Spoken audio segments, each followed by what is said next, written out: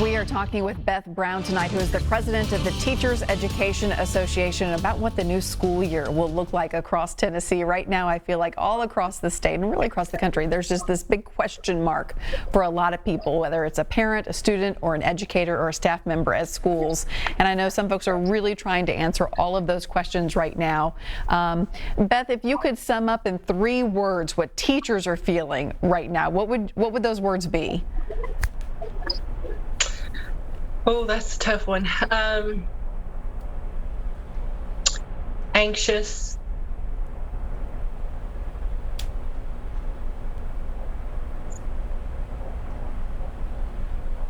worried,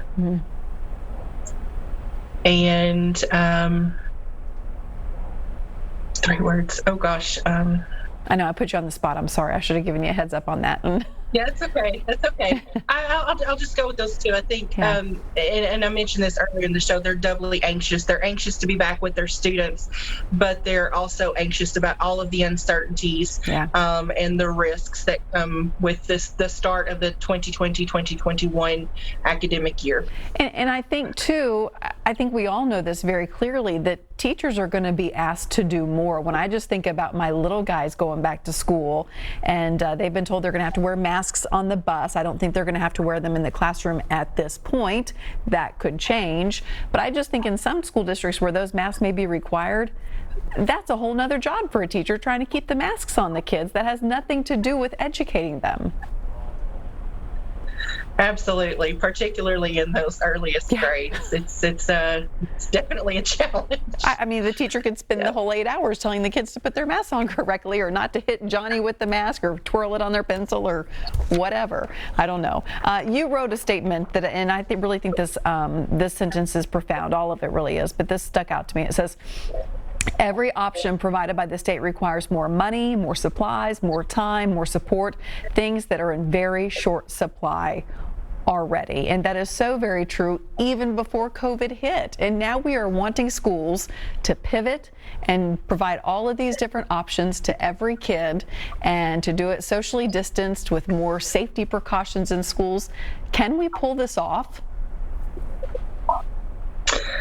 I hope so. But I stand by that statement. We were already 45th in the nation for education funding before COVID hit. As a sales tax revenue state, we have been devastated by the COVID-19 closures. Our local and state revenue has been significantly impacted. Our students have greater needs. Whether it's, we need more nurses and counselors in our schools, when we think about the additional technology that's going to be required for students, the additional wireless capability that's going to be required for our students, to learn safely if we have to do a complete building closure again. Thinking about asking educators to be prepared to teach both in person and virtually, because if you see some of the hybrid models that have been suggested by the state, you're asking for significantly additional work for educators, because presenting that material in those 2 different ways is very, very different.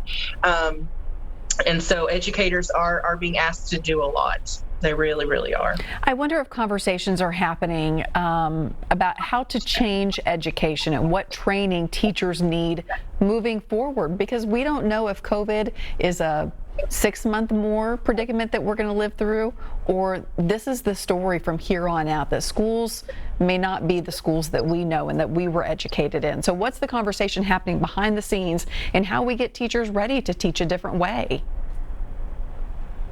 Well, I think if there is, I don't want to say there's anything positive about COVID, but one of the things that COVID-19 has forced us to do in the field of education is to really look at the opportunity gaps and the resource gaps that exist between and among different school districts.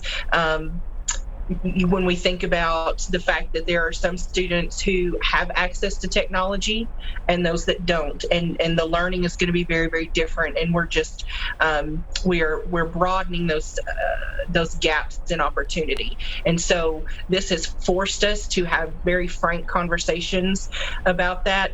The other thing that I think that we haven't talked about in this conversation that I think is starting to kind of bubble up in conversations around public education is that work-life balance for educators. You have mentioned your children and the challenge that you have had with your children being at home during this. Yes.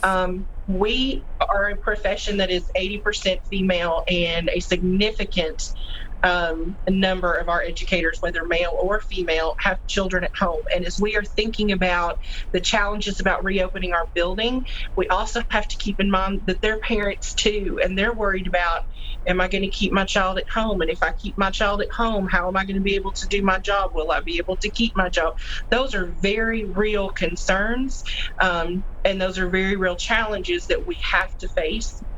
But it is really kind of lifting up how in so many educators' homes, their children, their own children, get